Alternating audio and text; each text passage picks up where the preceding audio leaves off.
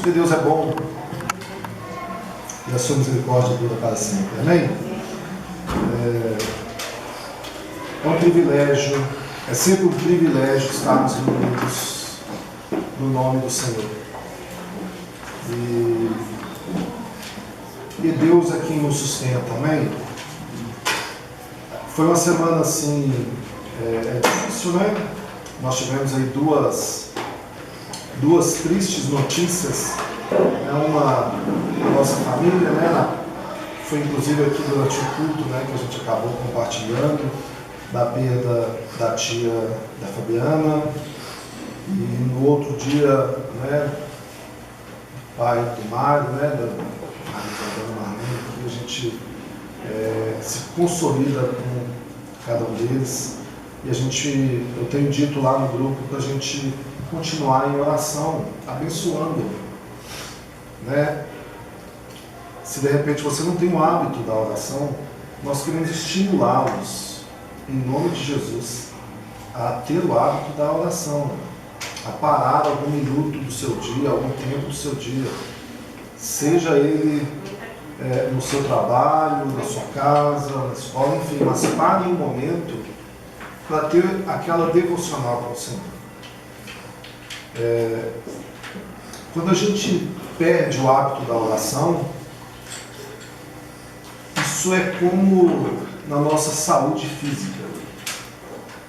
Se você não está tendo fome, sabe quando você diz, eu estou sem fome, né? Pode ter certeza que tem alguma coisa errada. Você pode procurar um médico. A falta de apetite, a falta de paladar até, mas pode até ser alguma coisa, né, que também é ruim. Mas a falta de apetite é seu corpo falando assim, alguma coisa não está certa.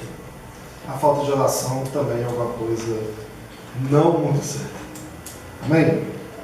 Nós vamos dar continuidade ao tema igreja, que nós começamos aqui com uma introdução no primeiro domingo, no qual Denilson trouxe uma palavra acerca do peso da cruz na vida do cristão. E a gente deve sempre pontuar isso nas nossas vidas, quanto a obra de Cristo tenha alguma relevância nas nossas vidas hoje. Nós vivemos num período crítico da sociedade, né, das famílias, a cultura cada vez mais anti-Deus, né, as pessoas cada vez mais amantes de si mesmas, procurando como obter mais para si, mais e mais. E isso tem sido o que tem norteado a maioria das vidas. De forma que quando você diz, vamos sair para fazer missões, evangelizar, alguma coisa, a pessoa hoje em dia pensa assim, mas o que eu vou ganhar com isso? É triste, né? Mas é o momento que vivemos.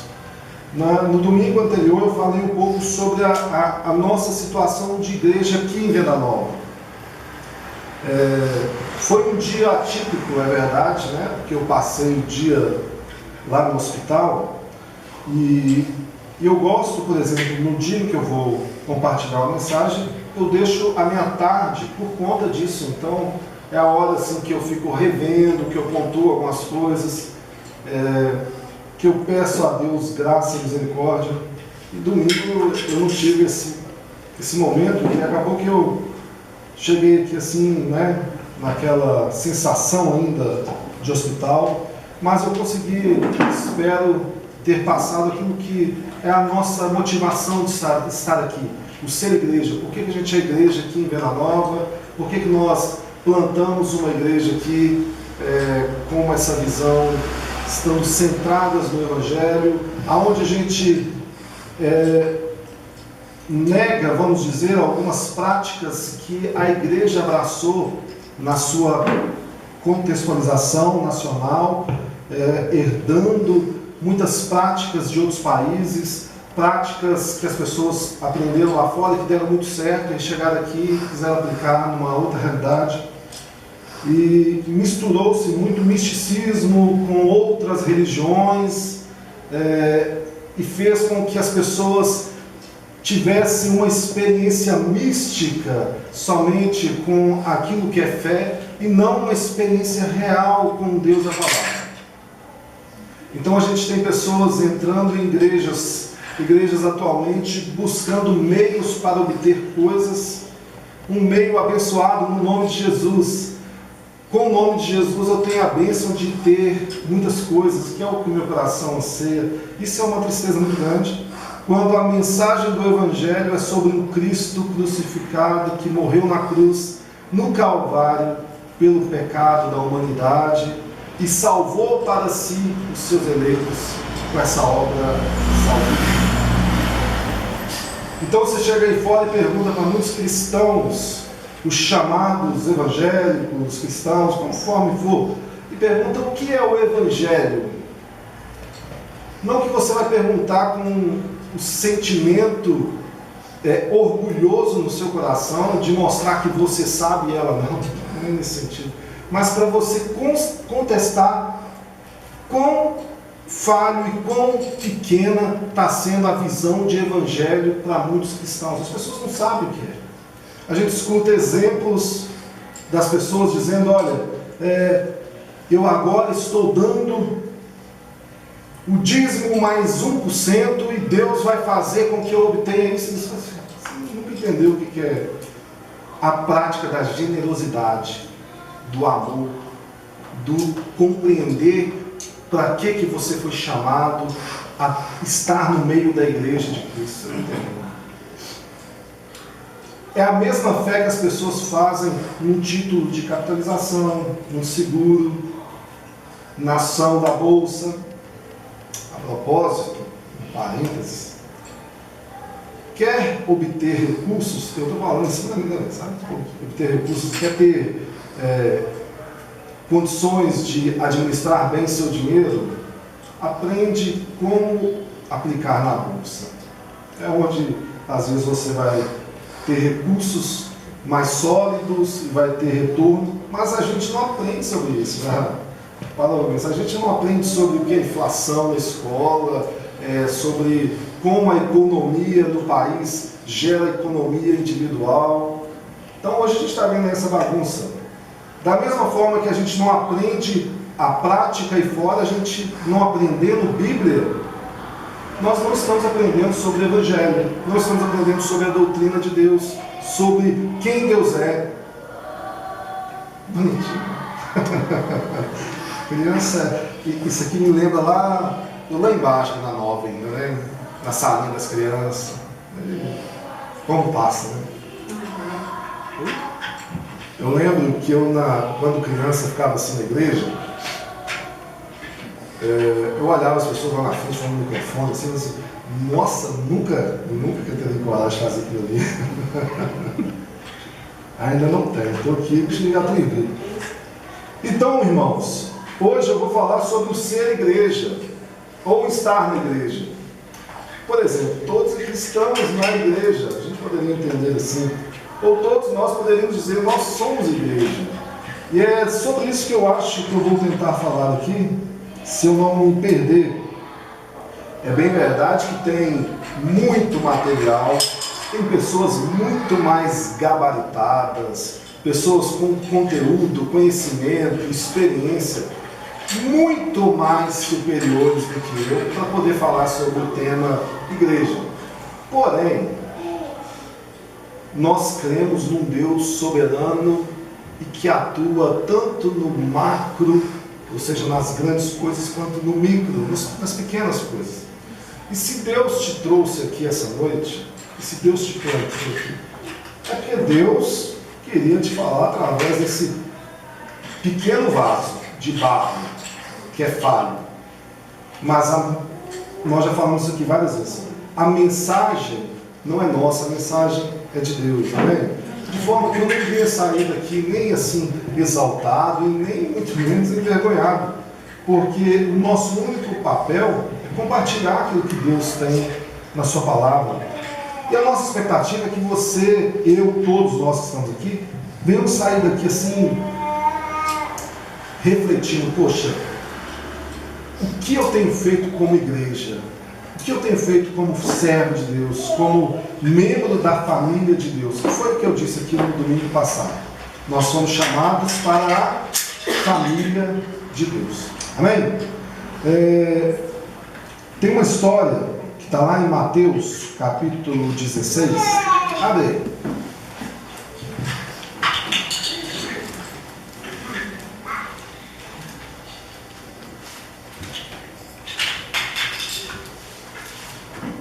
Mateus capítulo 16. Ela é bem conhecida.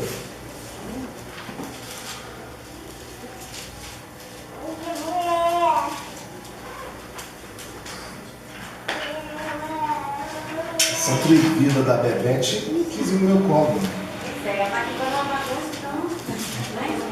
Ah, Bebete. Amém? Mateus capítulo 16, versículo 13.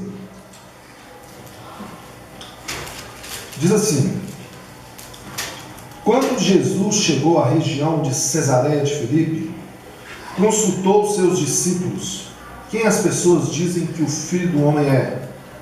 E eles responderam: alguns dizem que é João Batista, outros Elias, e ainda há quem diga Jeremias ou um dos profetas.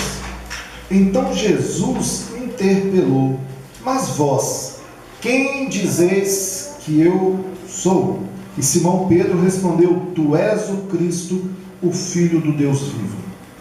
Ao que Jesus lhe afirmou: abençoado és tu, Simão, filho de Jonas, pois isso não foi revelado a ti por carne ou sangue, mas pelo meu Pai que estás no céu. Da mesma maneira eu te digo que tu és Pedro, e sobre esta pedra edificarei a minha igreja, e as portas do Hades não prevalecerão contra ela. Eu darei a ti as chaves do reino dos céus. O que ligares na terra haverá ligado nos céus, e o que desligares na terra haverá sido desligado nos céus.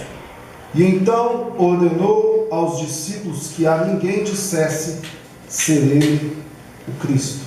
Amém? Ainda com a Bíblia, vou aproveitar e já vou ler a outra passagem. Efésios capítulo 3.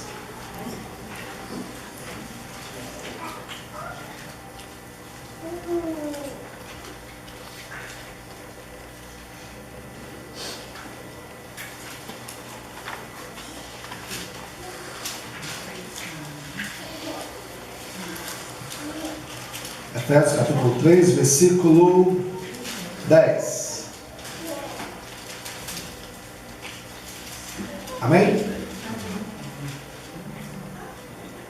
Versículo 10. A intenção dessa graça era que agora, mediante a igreja, a multiforme sabedoria de Deus se tornasse conhecida dos principados e autoridades nas regiões celestiais, conforme o eterno propósito de Deus realizado em Cristo Jesus, o nosso Senhor, por intermédio de quem temos livre acesso a Deus em plena confiança pela fé na sua pessoa. Versículo 20. Aquele que é poderoso para realizar infinitamente mais do que tudo o que pedimos ou imaginamos, de acordo com o seu poder que age em nós. A Ele seja a glória na igreja, em Cristo Jesus, por todas as gerações e por toda a eternidade. Amém. Amém? Amém. Uau, né? Uau nessa passagem. Essa passagem é para a gente falar uau 2 vezes. Uau. Assim, eu li 2 passagens aqui, e as 2, elas vão de alguma forma ser somente a base de tudo que eu vou compartilhar aqui na noite. A primeira diz respeito a quando Jesus ele revela assim para os seus discípulos a sua identidade, o seu verdadeiro eu.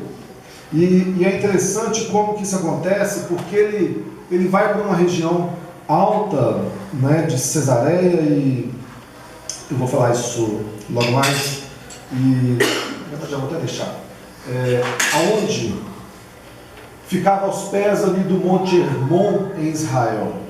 O Monte Hermon é um lugar muito fértil, é um lugar assim de grande prosperidade, e esse lugar remete àquilo que está lá em Salmo 133.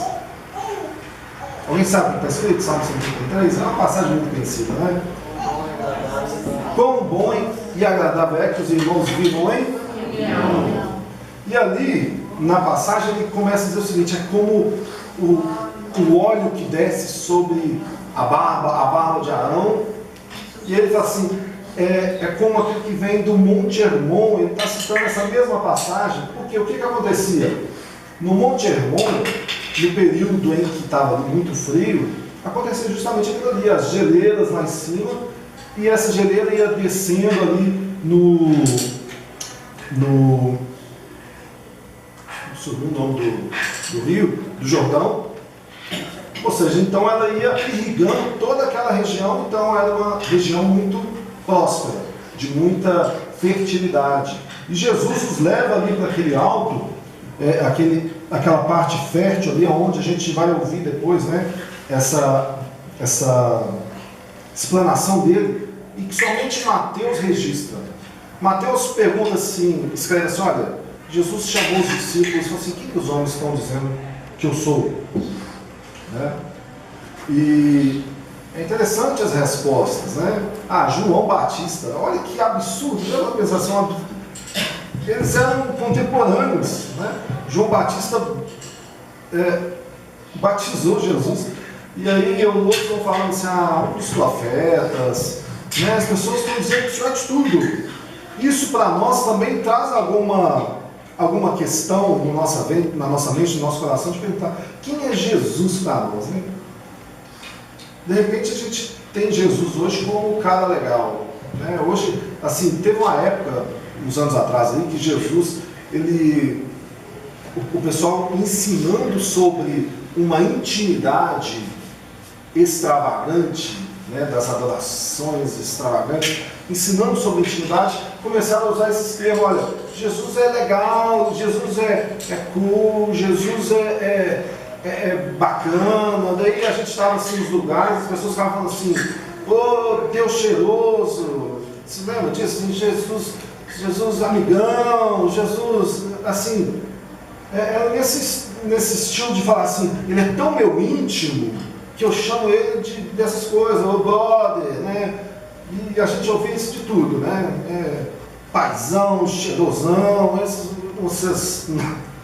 esses adjetivos que muitas das vezes, mano do céu, esse grupo não participei não. Mas a gente começou a ouvir essas coisas e isso não representava, na verdade, uma verdadeira intimidade com o Senhor da palavra, porque isso era a moda da vez. Então a gente pode surgir aí, tá igual os discípulos estavam dizendo que você é um profeta, né? E o interessante é que ele pergunta para os discípulos diretamente: e vocês? Quem vocês dizem ser? É bom a gente lembrar o contexto dessa história, imaginar como que os judeus ali, eles esperavam realmente a vinda do Messias. Desde sempre, todo menino judeu esperava: vai vir o Messias, alguém que vai nos livrar, vai nos salvar. Só que a salvação que eles esperavam era uma salvação igual foi Moisés com Faraó lá no Egito, né? Eles estavam escravos, só que agora eles estavam sob uma condição de escravidão do Império Romano. Então a expectativa deles era o quê? Vai vir o Messias que vai nos livrar desse poder dos romanos. Nós vamos estar livres. E aí nasce um carpinteiro. Aí nasce ou seja, alguém ali simplesinho, sem poder nenhum de chegar lá no governo romano e falar assim: libera o meu povo. E esse Messias começa anunciando o reino de Deus que virá. Esse Messias fala: eu não vim para tirar vocês desse poder aqui de Roma, mas para tirar de vocês do poder do pecado. Então Jesus vem para tratar não com a questão exterior, mas com a questão interior. E a mesma coisa que ele faz conosco hoje. Ele não nos tira do mundo. Ele disse isso claramente em João 17. Eu não peço que os tire do mundo, mas que os livre do mal. Agora, a ação de Jesus para as nossas vidas é o quê? Nos livrar dessa escravidão do pecado. O pecado bate na sua porta todos os dias? Bate. A tentação vai bater, o desânimo, a preguiça, a falta de não seguir ao Senhor. Isso tudo vem porque, primeiro, você está ainda neste mundo, existe uma sociedade, e dentro da sociedade existe uma comunidade. E a comunidade é a igreja, sou eu e você, somos nós juntos. Esta sociedade, ela milita contra nós. E não somente a sociedade, mas os principados, as potestades e todo o mal. Então, nós que estamos aqui neste mundo somos chamados de loucos pelo mundo, né? Porque nós estamos aqui seguindo o Deus de um livro. Nós cremos fielmente que a Bíblia é a palavra de Deus. Então, nesse contexto, nós também estamos como aqueles discípulos. A gente olha para Jesus e nós podemos responder: Ele é o quê? Ele é o mano do céu? Não que seja tão errado, tá? Não me leve tão que... eu não vim também te pregar aqui. Costumo falar que você não pode falar na sua intimidade que Jesus é cheiroso. Mas isso foi moda. Foi moda e passou. Hoje você não escuta isso mais. Isso teve auge aí nos anos 2000. Nós já estamos para 2020, né? Eu falo 2000 como se fosse o ano passado, mas já passou quase 20 anos disso. Então nós estamos aí nessa mesma circunstância, respondendo todos os dias: e vocês, quem dizem que eu sou? Jesus questionou isso aos seus discípulos. Quem vocês dizem? Pedro, filho de Jonas, né? O Simão Bar Jonas. Ele diz claramente: olha, tu és o Cristo, o Filho do Deus vivo.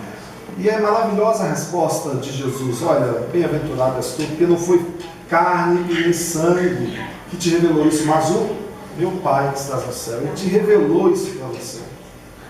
Então ele vê em Jesus, ou seja, o Filho do Deus vivo, o próprio Deus caminhando ali com eles. O escândalo do Evangelho é o quê? O escândalo do Evangelho é Deus usar as coisas fracas para enganar as que se acham. E Deus escolheu salvar a humanidade por meio do quê? Da cruz. E da loucura da pregação, de você falar para outras pessoas: olha, Jesus morreu na cruz para salvar você dessa condenação. Isso é a loucura da pregação do Evangelho. E aí, quando a gente olha para esse diálogo de Jesus, eu fechei aqui, mas não é para fechar o versículo, verso 16.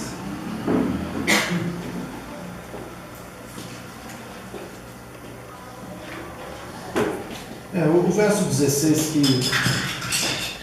Simão, Pedro diz assim: olha, tu és o Cristo, o Filho de Deus. Isso vai remeter para nós essa mesma verdade. Ele é o nosso Logos. Denilson compartilhou e até colocar aqui todos os significados de Logos para mostrar como que ele é. Ele é todas as coisas. Nós estamos aqui porque Jesus nos permite estar aqui. Amém. Nós estamos vivos porque Jesus está nos sustentando. Então o que ele começou a mostrar aqui, o que eu vou tentar fazer nos próximos minutos,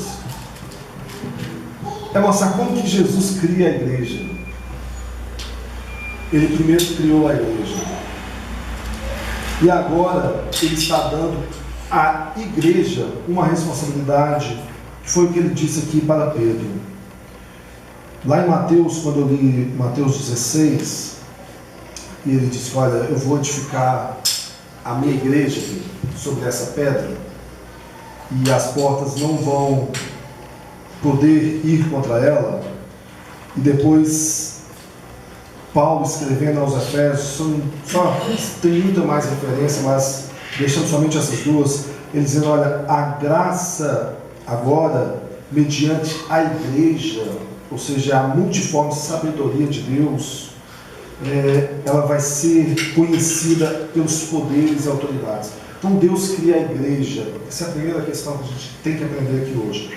Deus criou, Jesus criou a igreja, e Jesus, quando forma a igreja e dá a ela autoridade, ao ponto dela dizer: o que vocês ligarem aqui, eu estou ligando lá, o que vocês ligarem lá, eu estou aqui, eu também estou desligando lá.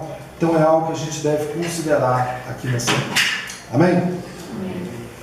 Nós temos essa famosa palavra, né? É muito utilizada somente nos meios teológicos, a eclesia, né? Que é o significado, é o termo grego da palavra igreja. E aí, quando a gente estuda o grego, a palavra que é traduzida, por que a gente tem que entender isso? No grego, na Bíblia lá está assim a palavra eclesia. Então a gente tem que entender como que os gregos entendiam essa palavra para a gente traduzir ela simplesmente para a igreja aqui hoje. Então hoje a gente utiliza a palavra igreja do nosso português, mas nós temos que entender o conceito. Por que ele falou eclesia lá naquela cultura deles? A palavra muito conhecida é os chamados para, ou seja, aqueles que são chamados para fora. Então, o que isso quer dizer? Que a igreja é o que eu disse agora há pouco, é uma comunidade dentro de uma sociedade. Amém? Nós temos uma realidade bem maior aí fora, e nós temos a igreja. Efésios, no capítulo 5, versículo 8, diz assim: no passado eras trevas, mas agora sois luz do Senhor, assim andai como filhos da luz. Ou seja, no passado nós estávamos dentro dessa sociedade também na mesma condição de trevas. Agora, por causa da obra de Cristo, por causa de Jesus e da igreja que ele formou, a comunidade que ele forma dentro deste mundo mal, porque nós temos que lembrar, Deus é soberano sobre todo mundo, amém? Mas o governo do mundo jaz no maligno. Então, o que isso quer dizer? Que Deus tem toda a autoridade, todo o poder. O diabo não pode fazer aquilo que passe pela, vamos dizer assim, a autoridade e o querer de Deus. Mas o mundo jaz no maligno, por causa do pecado. Agora, nós também estávamos nessa condição. É isso que a Bíblia está dizendo em Efésios capítulo 5, verso 8. Nós éramos trevas. Só que a partir do momento que nós fomos chamados para a luz, nós devemos andar na luz como filhos. Está claro isso na Bíblia. Então, eu não preciso nem ficar aqui tentando explicar o que já é explicado. Amém? O que Paulo diz quando ele escreve lá em Efésios 3, que nós lemos anteriormente? O que a intenção da graça de Deus, que é mediante a igreja, e nós aqui somos a igreja, né? Eu estou só introduzindo para me entrar no conteúdo ainda. Nós somos a igreja. Então, essa multiforme sabedoria de Deus, ela vai se tornar conhecida nos poderes e autoridades nas regiões celestiais. Ou seja, isso está de acordo com o plano de Deus. Amém? Nós devemos lembrar, Deus tem um plano. A multiforme sabedoria de Deus agiu através da igreja. Você que está aqui essa noite, você é a igreja. Amém? Ou você está na igreja?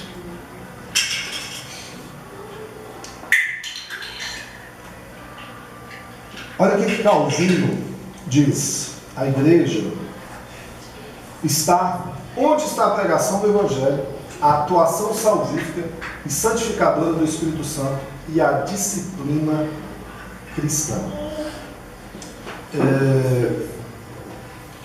Ou seja, Calvino, na sua teologia, na sua sistemática, né? Ou seja, nas suas institutas, ele está ensinando o seguinte: pelas Escrituras, a compreensão de que a igreja está aonde tem a pregação do Evangelho. A igreja está aonde há uma operação salvífica de salvação de Deus. A igreja está aonde há uma disciplina cristã. Isso aqui eu estou só introduzindo para a gente chegar naquela situação depois de como que eu vou ser igreja sozinho. Como que eu vou ser igreja? Eu vou pregar para quem? Quem vai ser salvo? Como eu vou ver essa obra santificadora do Espírito? Como que eu vou aplicar a disciplina? Como que eu vou ligar ou desligar?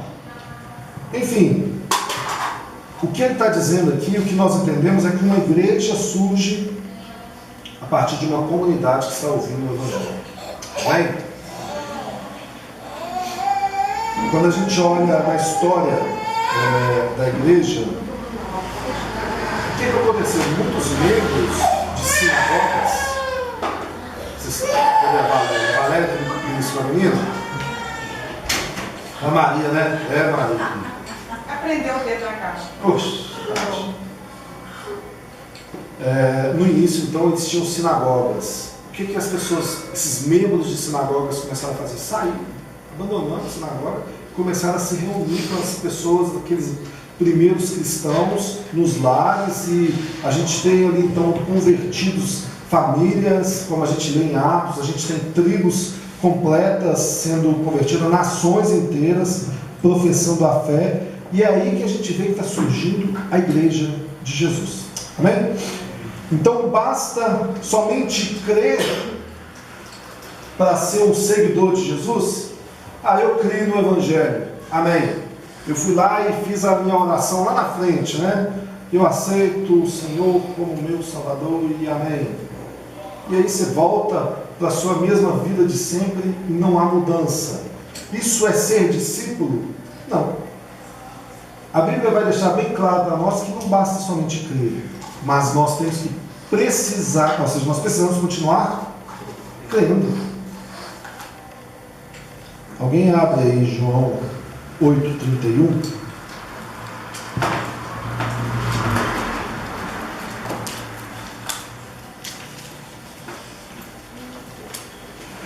Paulo fala assim para os Gálatas: olha, vocês começaram no Espírito, estão aperfeiçoando na carne. Ou seja, abraçaram o outro evangelho que não é evangelho. Paulo é o mais radical para mim acerca dessa questão. Ele deixa bem claro: se alguém prega um evangelho que não é evangelho, que seja amaldiçoado. Mesmo que apareça um anjo e venha aqui anunciar um evangelho, e esse evangelho é diferente do evangelho que eu já tinha anunciado a vocês, pode considerar anátema, maldito. Mesmo que eu mesmo, Paulo, né, vai citando, eu venha cá e fale para vocês um outro evangelho, pode me considerar maldito. Quando eu fui lá no Josemar, no Bessa, uma vez, ele foi o mesmo raciocínio dessa passagem de Gálatas. Eu lembro dele explicando, ele dando um exemplo que eu gostei muito. Ele falou assim, olha, o evangelho é como uma camisa, né? Você não consegue vestir a camisa mais ou menos pelo avesso. Ou você veste a camisa, ou ela está certa, ou ela está pelo avesso. As pessoas começam a dizer sobre Jesus, falam de Jesus, salvação de Jesus, pregação sobre Jesus, mas inclui a campanha do travesseiro. Já não é mais evangelho. Então, assim, não existe meio evangelho. Então a gente acaba criando, mas você está falando de Jesus. É o que estava acontecendo com os Gálatas, né? Eles estavam falando de Jesus, estavam falando, mas vocês também precisam circuncidar, obedecer o calendário judaico, porque senão vocês não vão ser salvos. E Paulo diz, isso é um outro evangelho que não é evangelho, não existe dois evangelhos. Isso é uma mensagem falsa. E agora, o perigo para nós é o seguinte: nós cremos um dia no evangelho, e agora nós começamos a abraçar outras coisas que não é evangelho, porque fala de Jesus. É um risco gigantesco. Por isso nós precisamos crer no evangelho, continuar crendo no evangelho. Alguém lê João 8,31? Nossa, que tá péssimo. E disse Jesus aos judeus que haviam crido nele: se vocês permanecerem firmes na minha palavra, verdadeiramente serão meus discípulos. Ou seja, deve permanecer na palavra de Jesus. Amém? Amém. Ou seja, isso é muito, mas muito sério. É muito sério. Isso é seríssimo para mim, para a minha vida, e quanto mais para todos nós que estamos aqui.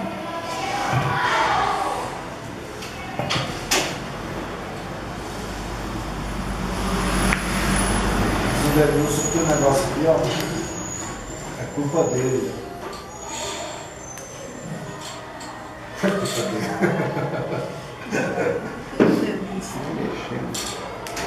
Vou tirar.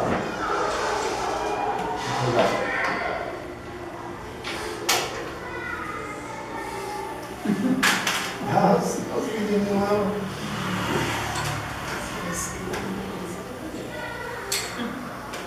Vamos ver.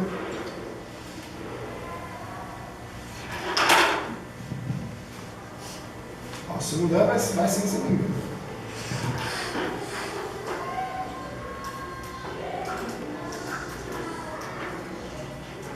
Vamos, se voltar, voltou. Amém? Deixa eu ver se eu vou arrumar uma imagem muito importante para mostrar para vocês. Não. Então, quando a gente olha uma passagem como essa de ouvir e continuar crendo, permanecer, isso é importantíssimo para nós hoje.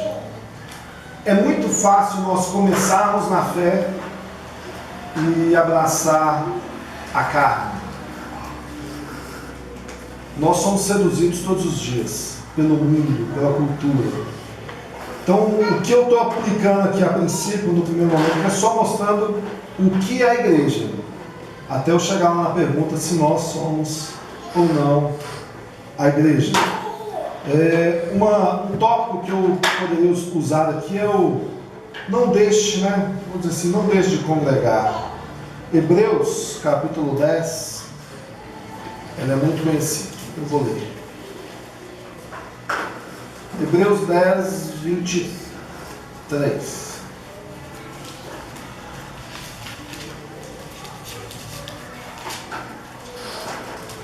Diz assim: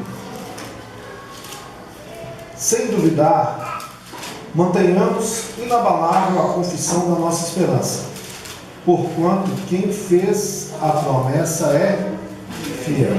E consideremos uns aos outros para nos encorajarmos às manifestações de amor fraternal e às boas obras.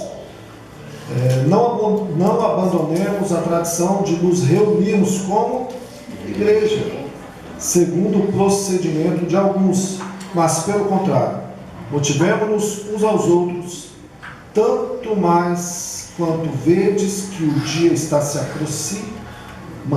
Amém? Uma coisa que a gente deve sempre pensar ao ler uma passagem como essa é que o ser igreja é muito mais do que estar na igreja. Sabe, a gente precisa lembrar disso. A Bíblia, é claro que ela estimula, igual nós acabamos de mostrar aqui, o estar presente. A Bíblia fala que nós devemos estar reunidos, sim, em frequência com os nossos irmãos. Afinal, é estando na igreja com os seus irmãos que você demonstra gratidão a Deus, que você testemunha que Deus está transformando a sua vida, que você demonstra que você realmente ama ao Senhor, a ponto de dedicar algumas poucas horas do dia, e do dia do Senhor, que é o domingo para nós, ao Senhor em adoração. Então, assim, é importantíssimo. Porém, somente frequentar uma igreja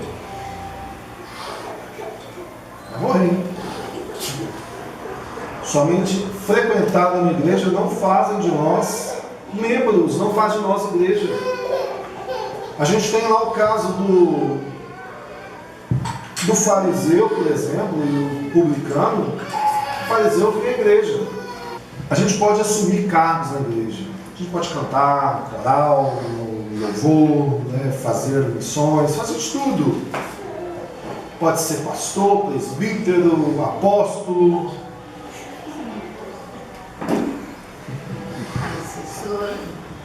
E ainda não ser igreja de fato. A gente está vivendo um período aí que tem um grupo dos desigrejados, né? Esse grupo cresceu, né, vamos dizer, tornou famoso, principalmente com o advento da internet. E quando você lê, estuda sobre o grupo denominado desigrejados, você até concorda com alguns pontos que é dito.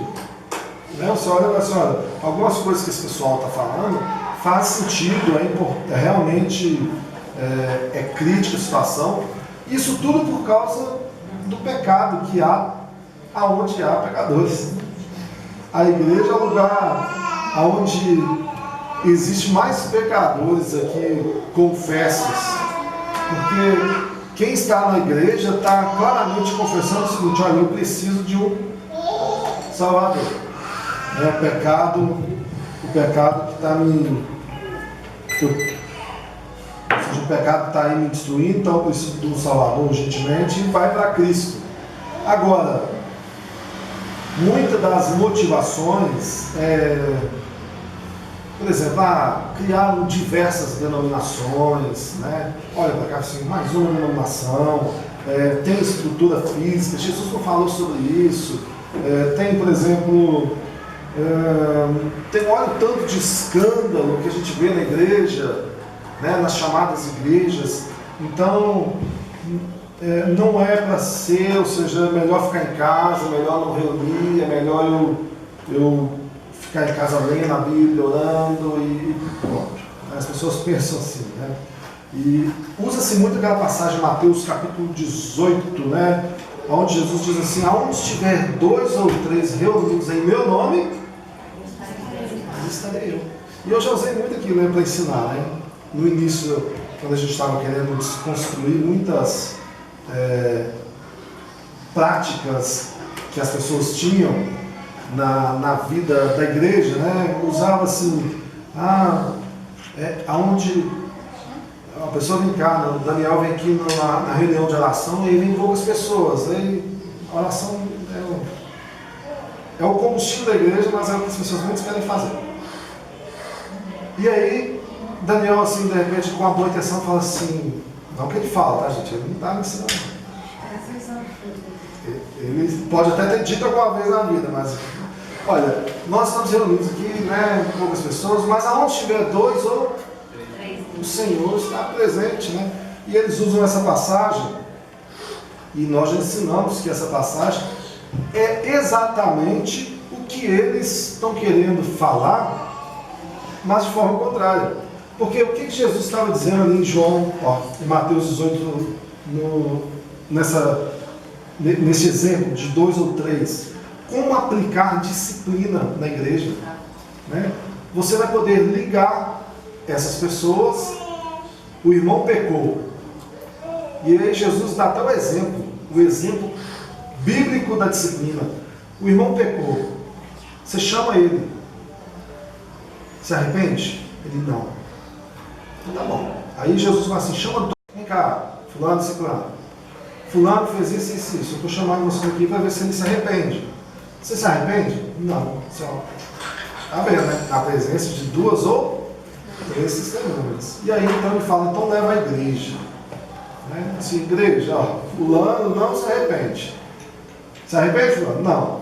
Não, né? Então nós estamos o desligando da igreja. Aplicando disciplina. E aí corta aquela pessoa. Então Jesus dá o exemplo de como disciplinar. E ele fala o seguinte, porque aonde estiver 2 ou 3, em meu nome, é como se eu estivesse ali.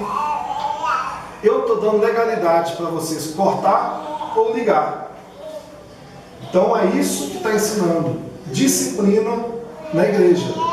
E eles estão utilizando este mesmo exemplo para dizer, olha, não precisa de ter culto.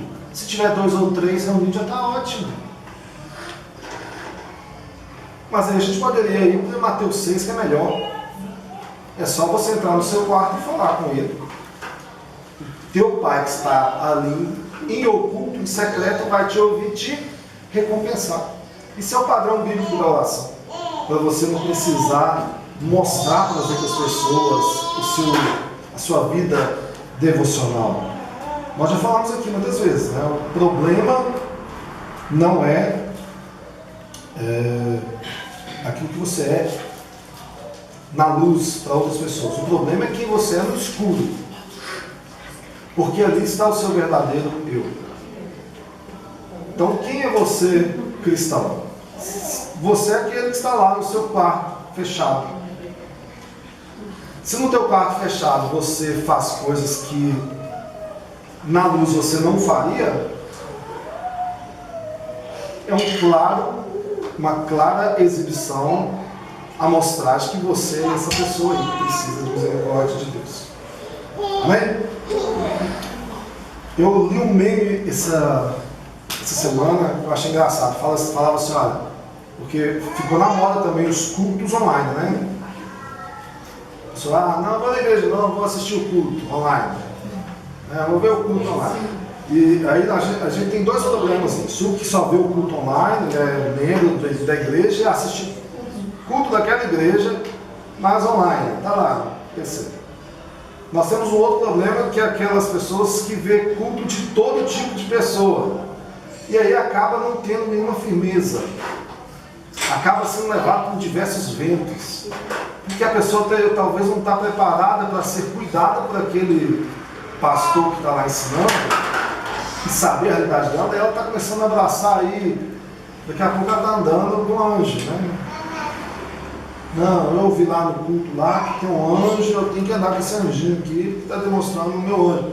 Enfim, tem várias loucuras. Então cuidado com os muitos cultos. Agora, o memezinho era engraçado, falava assim, a mãe falava assim, filho, vamos lá na igreja. Eu disse, não, eu vou assistir o culto online.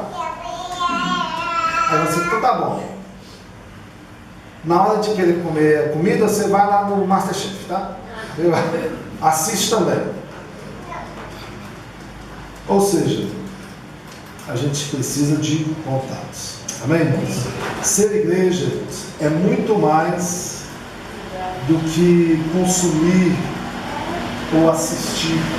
O Denilson, no primeiro domingo, ele tratou um pouco sobre isso. Nós não podemos ser uma igreja que consome, sabe, ser consumista. Até isso a gente aprende com a igreja. Quais são os tipos de pessoas, né? Tem gente que, por exemplo, trata a igreja como um shopping, como uma lanchonete, né? Como um clube, né? Como um espectador realmente, alguém que... Lembra quando você paga lá o cinema e senta lá e só quer ver seu filme, não quer relacionamento com ninguém. O máximo que você quer é o relacionamento com o moço da pipoca. Antigamente você teria relacionamento com o homem da lanterna, Sabe o que é lanterna? Conhece lanterna, Thiago? Helder, sabe o que é lanterna? Se você conheceu a lanterna do cinema, você tá vendo que você já tá... Tinha o moço da lanterna, ó. Conheci. Não ia no cinema, né? Se viu o homem da lanterna, pode saber que você já tá velhinho. Não velho, né? Você já tá passado aí. Assistindo a lanterna. E era chato, né? O cara vinha lá assim, ó, se ele estivesse colocando pernas na frente, nossa. Não. Enfim, mas tem gente que trata a igreja da mesma forma. Eu vou na igreja, vou assistir. A igreja é culto, tá? Eu estou falando aqui, a igreja a estrutura, as atividades, aquilo que é pensado para abençoar. E de repente você fala, ó, não quero relacionamento, não quero compromisso, não quero relacionamento, não quero somente ir receber minha bênção e ir embora. Né? Eu também sou da época da bênção. Vocês devem ser também. Quem veio buscar uma bênção? A gente ouvia isso, você veio buscar sua bênção hoje? Eu sempre achei isso estranho, sempre sou estranho. Vim buscar uma bênção? Como assim? Né? Primeiro que é intangível, eu não consigo tocar no que eu vou crer pela fé que eu recebi uma bênção. Todo domingo eu vou para receber uma bênção. Todo culto eu vou para pegar uma bênção. Não, irmãos, a gente deixou ali escrito ali, ó. Jesus é a maior bênção que você pode obter. Então não tem esse negócio de todo domingo eu vou para buscar uma bênção. Todos os dias você tem a bênção de Deus. E Ele é Jesus Cristo. Não tem que ficar usando a igreja como um shopping que você faz compra. Calvino, ele... Nossa, tem Calvino 2 vezes na mensagem. Está gravado, nossa. A galera fala assim, lá, São Calvinos da Bíblia, pessoal, eu posso evitar. Mas Calvino rejeitou o pensamento dos Anabatistas. Falei grego? Sabe o que é Anabatista? Tem que estudar sobre a história da igreja, ver quando surgiram os reformadores, as denominações, os grupos. Os anabatistas achavam assim que a igreja devia se isolar da sociedade, sabe? Não ter participação com a cultura que estava circuncidando ela ali, estava circundante a ela na sua convivência. Agora Calvino achava que o contrário, não, olha, a igreja tem que ter relação com o mundo, incluir tanto a atenção quanto a interação. Então são duas circunstâncias que a gente tem que pensar nela. E para isso a gente tem Romanos, né, capítulo 12. Romanos 12, 1 e 2 ali, se você ler, Paulo escrevendo aos Romanos, essa parte ele diz, olha, você não deve se conformar com este século, vocês devem ter suas mentes renovadas pelo poder de Deus. Então nós não temos que se adequar, olhar o que o mundo está dizendo, simplesmente engolir, né? Afinal, a Bíblia diz que nós somos o sal e a luz do mundo. Eu mandei aí essa semana um podcast que nós começamos a fazer, ficou legal, com a minha voz ali, nada radialista, mas assim, mensagens simples e rápidas que acho que é fácil a gente compartilhar. Jesus, naquele Mateus capítulo 5, ele está dizendo justamente isso. Olha, não se consegue esconder uma cidade edificada sobre um monte. Então você imagina um monte aqui mais alto de Belo Horizonte, a gente vê uma cidade lá em cima. Como que se esconde isso? É impossível, né? Da mesma forma, assim, se ela estiver iluminada, todo mundo vai saber que tem ali. Então se você é sal, se você é luz, você consegue apagar a sua luz diante das trevas? Não. Então você é chamado para ser luz e sal da terra. Então ter a nossa mente renovada, ter a nossa mente aqui transformada pelo poder de Deus, é justamente para quê? Quando a gente estiver diante dessa cultura anti-Deus que a gente vive, que a cultura que tem aí odeia as coisas de Deus, estão cada vez mais indo nos princípios, valores que nós temos pautados aqui na palavra de Deus e tentando desmoralizá-las. Então o que eles estão te ensinando? Abrace o aborto, abrace as ideologias de gênero, casamento, case para ser feliz, se não der, case de novo, se não der, case de novo, se não der, case de novo, e vai testando até morrer. Vai ter sempre luta aonde há duas pessoas. Lê de novo, por favor. O Verbo se fez carne e habitou entre nós, cheio de graça e de verdade, que vimos a sua glória, glória como do unigênito do Pai. Amém? O que nós temos aqui nessa passagem? O agir de Deus é cheio de graça e cheio de verdade. Então o Evangelho da graça de Deus também é o Evangelho da verdade de Deus. Amém? E qual que é a verdade de Deus para as nossas vidas? Qual que é a verdade de Deus para este mundo? Que a humanidade está totalmente perdida. E ela precisa de salvação. Essa é a verdade. E a graça de Deus provê a salvação por meio de Jesus Cristo, o nosso Senhor. Amém? Tito 2:11 diz assim: porque a graça de Deus se há manifestado, trazendo salvação a todos os homens. Amém? Essa é a graça de Deus. A verdade então de Deus está nos ensinando que nós devemos renunciar a todas essas paixões, sabe? Essas coisas que são contrárias à palavra de Deus, e viver aqui de maneira sensata neste mundo. Aceitar da parte de Deus o que pode ser feito e ser aceito, isso é graça de Deus. Protestar e contestar quando tudo que deve ser rejeitado, isso é a verdade de Deus. Lá em João 17, versículo 18, Jesus diz assim: assim como tu me enviaste ao mundo, também eu os envio ao mundo. Jesus orou, fez uma oração sacerdotal em João capítulo 17, que era algo assim, que vai nos avivar sempre que nós estivermos animados. Nós somos a igreja de Deus, conforme nós lemos aqui. Nós somos chamados para viver em comunhão uns com os outros. Não ser igreja, não quer dizer assim, sabe aquela declaração, olha, eu sou igreja? A igreja, conforme a gente lê, ela é membros uns dos outros que formam o corpo, onde Cristo é o cabeça. Quando você acha que somente você é igreja, você é uma mãozinha da família Adams. Não tem como ser membro sozinho. Agora, essa pessoa que está aí do seu lado, ela é membro do seu próprio corpo. Ela é sua irmã, seu irmão em Cristo. A verdade de Deus, conforme nós vemos aqui, é que esse agir da graça de Deus tem um propósito: glorificar o nome de Cristo, glorificar o nome do nosso Senhor. Aquilo que nós vemos lá no início, de Jesus se revelando, mostrando a sua verdadeira identidade, e a oração de Paulo em Efésios, assim como ele está nos instruindo, aquilo que Deus faria mediante a igreja, tem que nos dar um combustível novo. Tem que nos fazer olhar para a igreja e pensar, olha, eu ser igreja não é simplesmente eu estar sentado ali na igreja, é eu estar agindo em nome de Jesus. Jesus nos enviou ao mundo. E o que eu falei aqui durante o sermão é que nós somos uma comunidade dentro de uma sociedade.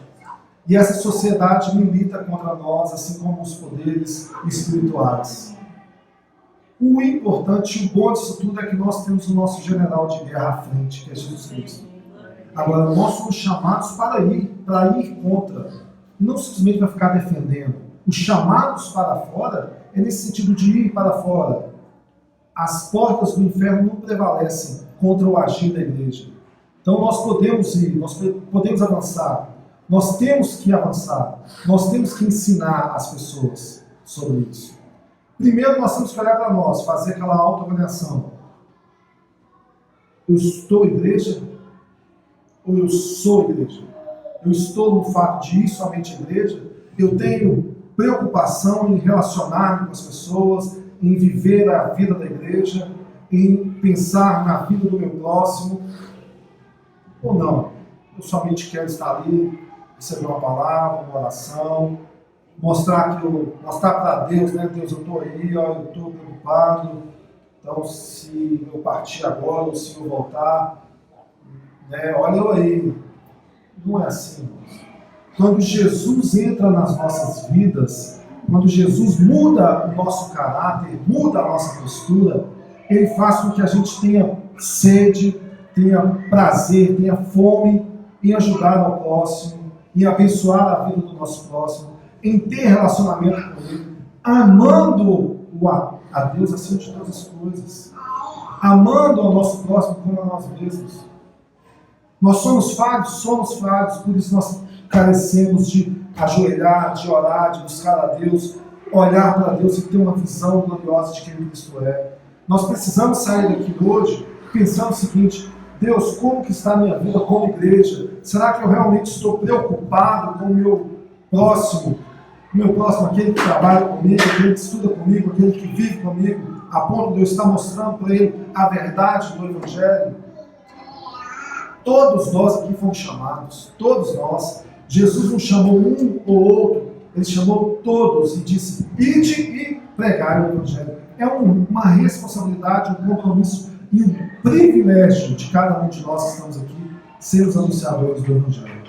Nós precisamos olhar para isso e pensar: o que eu posso fazer? Então, quer ir para casa? Pensa lá na sua casa, assim, à noite, quando estiver orando: Senhor, o que eu posso fazer? Faça um pequeno grupo